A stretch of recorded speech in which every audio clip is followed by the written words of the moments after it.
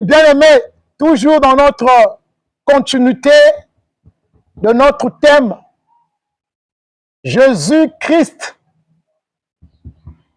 et son Église. Alléluia. Bien-aimés, dans toute la Bible, il n'y a que 2 passages que Jésus a parlé de l'Église. Il n'y a pas eu un homme qui a parlé de l'Église comme Christ. Voilà pourquoi ce thème est institué Jésus et son Église. Moïse n'a pas parlé de l'Église. Alléluia. Comme on a dit précédemment, Abraham n'a pas parlé dans l'Église. Donc c'est impossible dans l'Église qu'on voit l'œuvre d'Abraham ou qu'on trouve l'œuvre de Moïse ou qu'on trouve l'œuvre de Élie.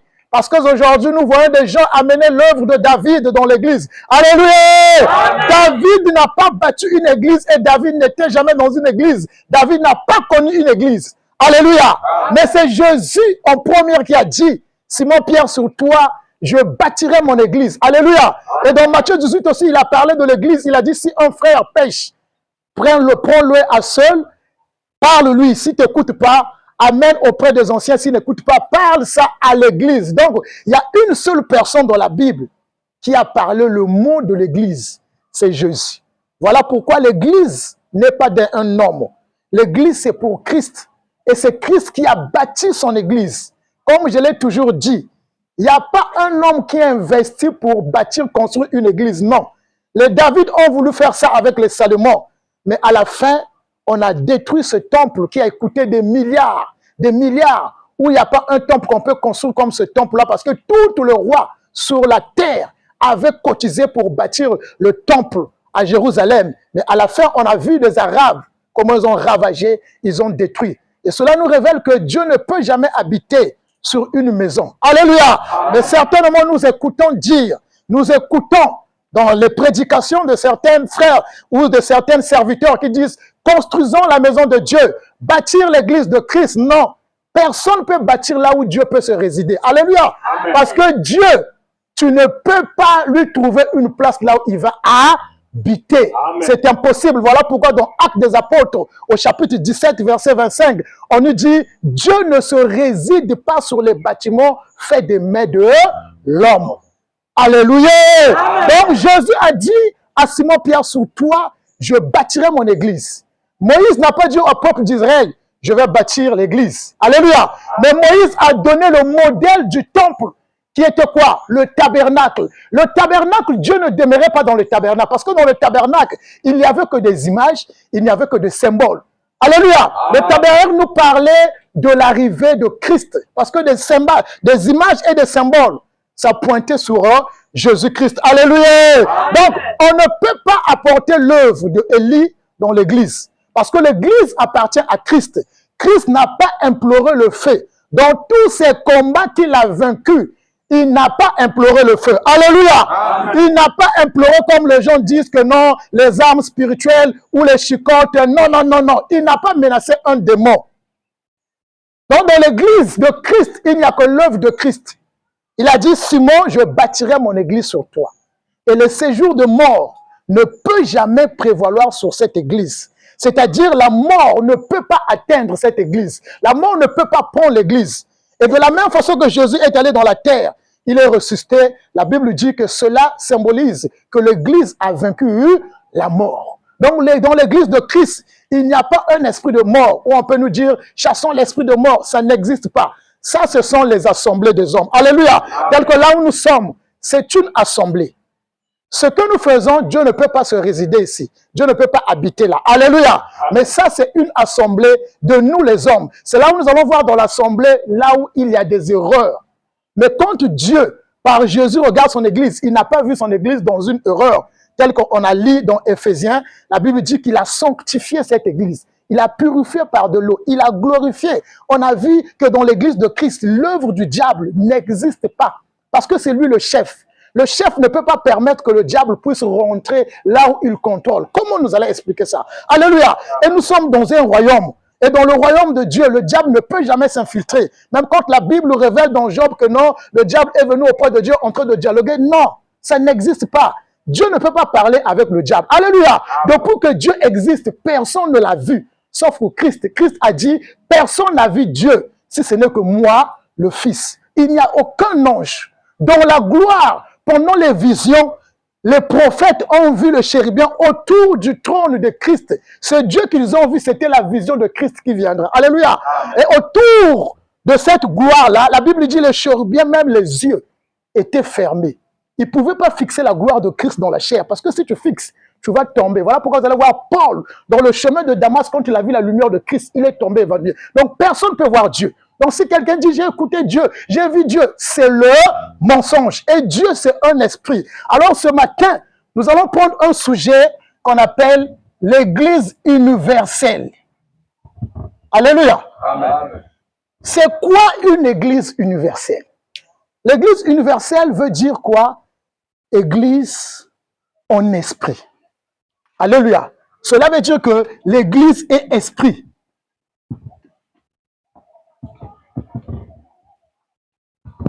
L'Église universelle, c'est l'esprit. L'Église est l'esprit. L'Église n'est pas des bâtiments, n'est pas de murs, comme je l'ai toujours dit. N'est pas un endroit où on va construire en étage. Mais l'Église est esprit. Et quand on dit l'Église universelle, cela veut dire que l'Église est un. Alléluia. Il n'y a pas deux églises.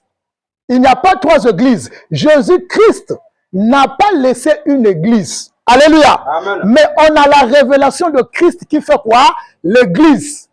Alléluia. Amen. Les kimbangis, les protestants, les catholiques, ce sont des assemblées. L'église est un. Et cette église est esprit. C'est là où nous allons comprendre réellement quelle est une vraie église. Oui, il y a beaucoup des assemblées. Il y a beaucoup des assemblées. Quand les gens disent que non, vous priez dans les églises de réveil. Non, non, non, non, non. Toutes les églises, comme les gens appellent ça, il n'y a pas beaucoup d'églises. Il n'y a qu'une seule église. Mais il y a plusieurs assemblées. Nous allons voir plusieurs doctrines, plusieurs religions, parce que les assemblées sont fondées par les hommes. Mais l'église est fondée par Jésus-Christ. Et Éphésiens nous dit, il n'y a qu'un seul Dieu, il n'y a qu'un seul esprit. Donc, dans une église, on ne peut pas avoir deux esprits. Donc, l'église universelle, c'est une église qui est esprit. C'est là où la Bible nous parle, dans le livre de Jean 4, au verset 24. Avant que nous puissions développer, puisque l'église est esprit, c'est parce que Dieu aussi est esprit. C'est là où nous allons comprendre comment cette église doit être. Ce livre de Jean, prenons ce passage dans l'évangile de Jean, chapitre 4, où Jésus-Christ est en train de se changer avec la femme samaritaine. Dans ce dialogue, nous allons voir comment Jésus va définir la nature de Dieu. Alléluia. Amen. Lisons la parole du Seigneur. Jean 4, verset 24. Non, prenons au verset 20 jusqu'à 24. Nos pères ont adoré sur cette montagne, et vous dites que le lieu où il faut adorer est à Jérusalem. Femme lui dit, Jésus, crois-moi, l'heure vient où ce ne sera ni sur cette montagne, vous adorerez le Père. Elle de répondre à cette femme en disant, femme, crois-moi, que l'heure est arrivée où ça ne sera plus sur cette montagne, où ça ne sera plus ni à Jérusalem qu'on va adorer le Père. Il révèle d'abord ce Dieu et Père. Il dit, l'heure vient où ça ne sera plus sur cette montagne, où ça ne sera plus à Jérusalem. Qu'est-ce qu'on peut comprendre par là? Il dit, qu'est-ce qu'on peut dire par là? Au plus bas, c'est là où il a dit que non, on adore Dieu en esprit. Alléluia. Amen. Au plus bas, on peut comprendre dans ce passage, il veut dire que non, Dieu, on ne peut pas lui adorer dans un endroit. Dieu, on ne peut pas lui adorer dans un lieu. Amen. Alléluia. Amen. Et cela nous amène à comprendre que dans l'Église universelle, on a ce qu'on appelle l'absence des images et d'idoles, ainsi de suite, etc. Donc, dans l'Église de Christ, on a l'absence des images, on a l'absence des idoles, on a l'absence des photos, parce que Dieu est esprit. Et si Dieu est esprit, donc toi, tu peux l'adorer par ton esprit, parce que ce n'est pas l'image que tu vois que tu vas y adorer, ce n'est pas des photos. Donc, si tu vois dans une assemblée une photo des images, des idoles, des statues, cela va te révéler quelque chose. On va y arriver pour comprendre. Alléluia.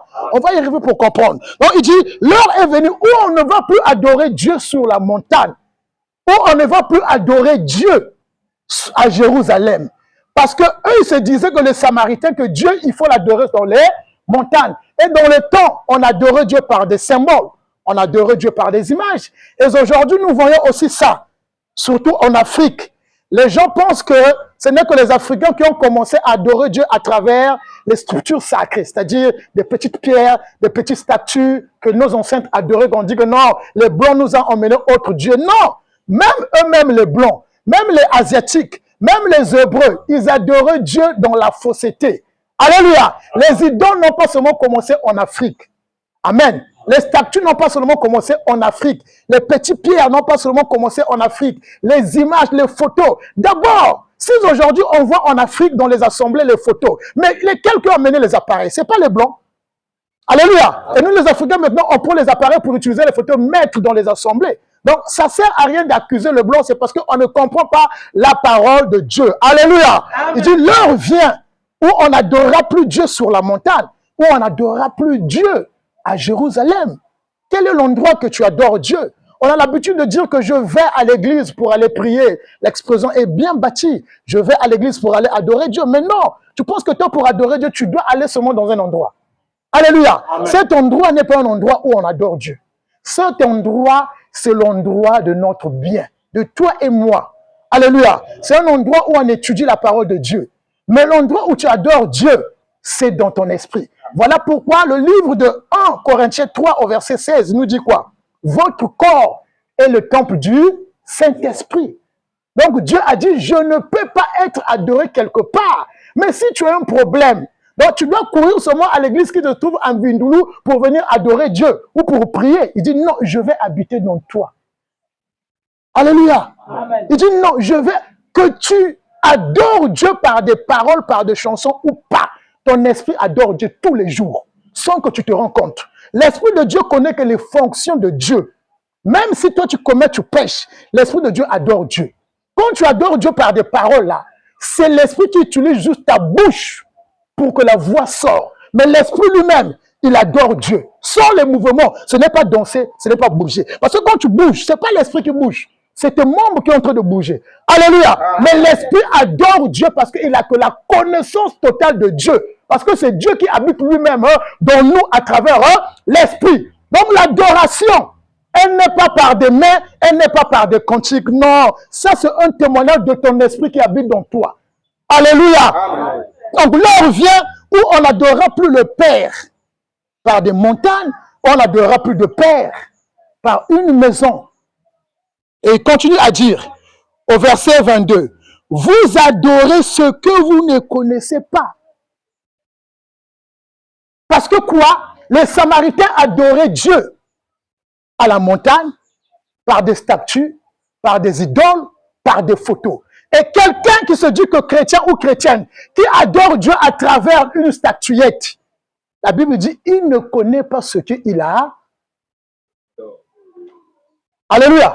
Quelqu'un qui adore Dieu par des photos dans une assemblée, il ne connaît pas ce qu'il adore. Quelqu'un qui va à la montagne dire que je vais aller rencontrer Dieu, il ne connaît pas ce qu'il va aller rencontrer. Parce que Dieu est esprit. Parce que l'esprit n'a pas de forme. Parce que l'esprit n'a pas un lieu spécial où il va habiter. Dieu ne peut pas t'appeler de partir là-bas au péage pour qu'il te parle. C'est impossible. Quel est ce Dieu qui va te déplacer seulement qui te parle là-bas? Alléluia. Amen. Quel est ce Dieu pour te parler? Il faudrait que tu mettes des photos. Il faudrait que tu mettes des statues. On ne critique pas les assemblées des autres, mais on est dans la vérité. Parlons de l'église universelle qui est une seule église, qui est l'église de Christ, qui est l'esprit. Il dit, vous adorez à la montagne, c'est parce que vous ne connaissez pas ce que vous adorez. C'est grave. Quand tu pries un Dieu que tu ne connais pas, quand tu adores un Dieu que tu ne connais pas, quand nous voyons dans les assemblées, il y a des gens qui sont en train de pleurer. Comment tu peux adorer Dieu que tu pleures? Tu penses que c'est par tes pleurs que Dieu va faire? Non, tu ne connais même pas ce Dieu que tu adores là. Alléluia. Ça, ce sont des sentiments parce que l'esprit ne pleure pas. Alléluia. L'esprit n'a pas de larmes. L'esprit n'a pas de... C'est-à-dire, il ne se frustre pas. L'esprit ne souffre pas, mais c'est le corps qui peut souffrir. Il dit, tu me dis que ton père, ils ont adoré Dieu ici, comme certains disent que nos ancêtres ne connaissaient pas le Dieu qu'ils adoraient. Alléluia. Amen. Je ne suis pas contre et ne suis jamais contre pour le Dieu de nos ancêtres. Dis seulement, ils ne connaissaient pas le véritable Dieu qu'ils ont adoré. C'est tout. Pourquoi? Tu leur dis, le Dieu qu'ils ont adoré ne les a pas parlé de la vie éternelle. Si je crois à un Dieu, c'est parce que ce Dieu m'a dit que la mort n'est pas une fin. Je veux m'attacher par là. Autre chose, on peut faire comme le monde font. Nos ancêtres ont prié de Dieu de protection. Mais ils étaient morts, non? Nos ancêtres ont prié de Dieu pour être riches. Mais ils ont laissé la richesse, non? Alors, donc, où est la différence de vrai Dieu? C'est chercher un Dieu qui apporte la vie. Un Dieu qui te donne le bonheur, son matériel, la joie, son matériel. Vous ne connaissez pas le Dieu là que vous adorez sur les montagnes. Ils ne savent pas le Dieu qu'ils adorent sur les montagnes là. Alléluia. Amen. Au verset 22. Vous adorez ce que vous ne connaissez pas et nous adorons ce que nous connaissons. Car le salut vient des Juifs. Jésus dit, moi j'adore ce que je connais. Mais vous adorez ce que vous ne connaissez pas. Un danger. Mais l'heure vient, et elle est déjà venue, où les vrais adorateurs adorera le Père en esprit et en vérité. Où les vrais adorateurs adorera le Père en esprit et en vérité. Il faut comprendre, c'est Dieu, il est Père, et c'est Dieu, il est esprit. Et on a l'absence des images, des idoles, des statues dans l'église de Christ. C'est là où nous allons prendre Deutéronome 4 pour voir un peu ça, l'absence des images. Deutéronome 4, verset 12 jusqu'à 17. On va revenir sur Jean. Il dit, l'heure vient où les vrais adorateurs adorera le Père en esprit. Il dit, Dieu, on l'adore en esprit. Parce que Dieu, il est esprit. Dieu, c'est pas dans les images. Donc, il bannit. Il dit, tu n'as pas connu le Dieu que tes ancêtres ont adoré. Mais aujourd'hui, je te dis, l'heure est venue. Quand la Bible parle de tout temps de l'heure, il parle de la mort. Alléluia. Il parle de la mort de Christ. C'est par la mort que Christ a été révélé qu'il était qui? Parce que la mort l'a vomi. Alléluia. Il est sorti vainqueur de la mort. Deutéronome chapitre 4, au verset 12 jusqu'à 17. La Bible dit, lisons la parole du Seigneur. La Bible dit, et l'Éternel vous parle du milieu du feu, mais vous ne fîtes. Il publia son alliance qu'il vous écrivit sur l'Éternel, mes commandements, afin que vous les mettiez en pratique, puisque vous n'avez vu le milieu du feu à Horeb.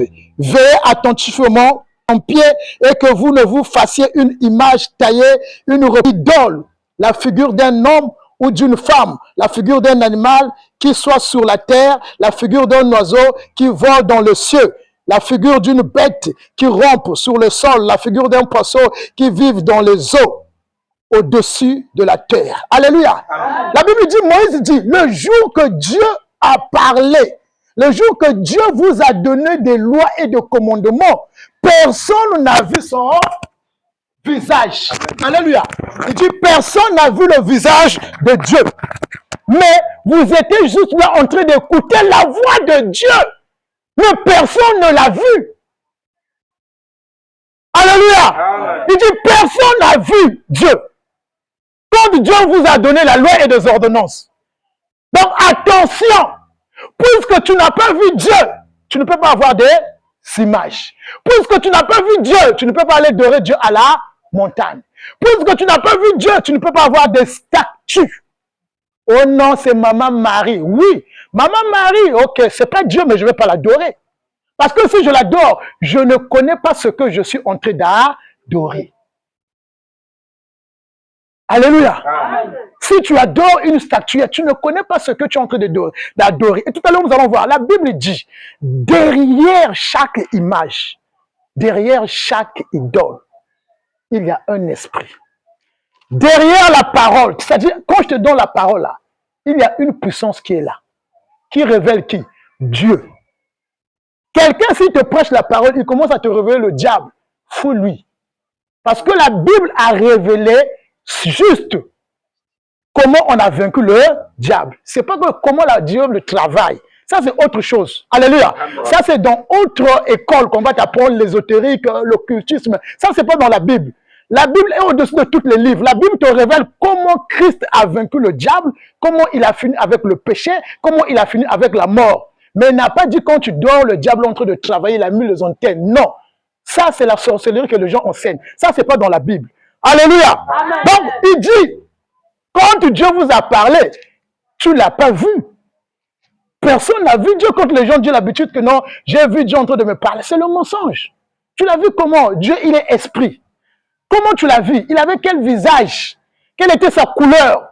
Et la Bible dit que l'esprit n'a pas de couleur. L'esprit n'a pas de forme. Mais comment tu as expliqué ça que Dieu t'a parlé? Alléluia. Même Moïse n'a pas vu Dieu. Moïse écoutait de la voix. C'est là où il a dit que puisque vous n'avez pas vu le visage de Dieu, ne faites jamais les images taillées. Ne représentez jamais Dieu par des images. Que tu prends une photo, tu mets dans une assemblée.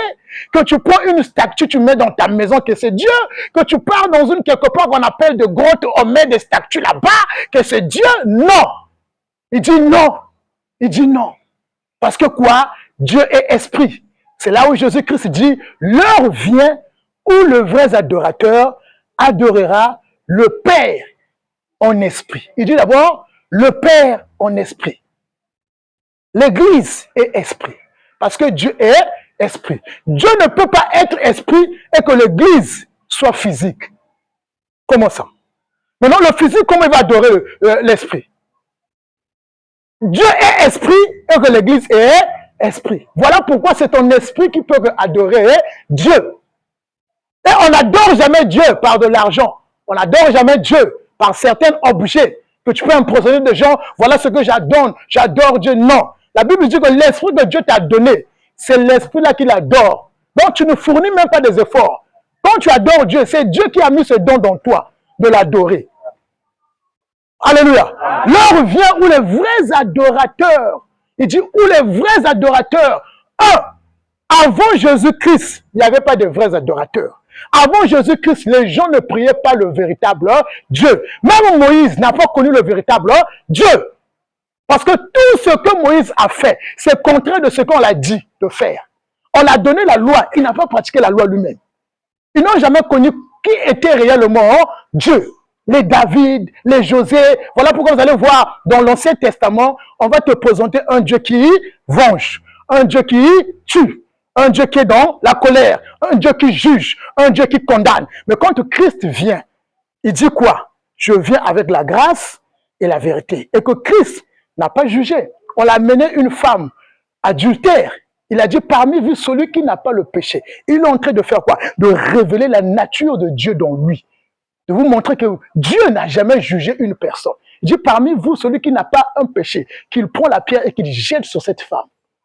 Tous les gens qui étaient autour de cette femme, ils se sont culpabilisés. Ils ont dit non. Tu vois comment Dieu fait? Dieu te porte, te fait comprendre, tu penses que ce n'est qu'elle qui est dans le péché. Mais si toi tu n'as jamais péché, prends la pierre que tu pêches. Alléluia. Amen. Donc, on peut connaître Dieu, le véritable Dieu, par Jésus. Jésus n'est pas venu faire le mal. Jésus est venu mourir pour l'humanité. Jésus n'est pas venu condamner. Jésus n'est jamais venu juger. Jésus n'est jamais venu tuer. Un jour même dans le jardin de Gethsemane, quand l'armée arrive, Pierre a voulu prendre quoi? L'épée pour attaquer cette armée. Christ l'a dit, remets l'épée dans ton fourreau. Il a dit, j'ai 12 légendes des anges. Si je les appelle, c'est facile qu'ils puissent exterminer l'armée là qui vient. Mais je ne viens pas pour détruire. Alléluia. Il dit, je ne viens pas pour détruire. Il dit, j'ai des anges qui sont autour de moi, qui peuvent facilement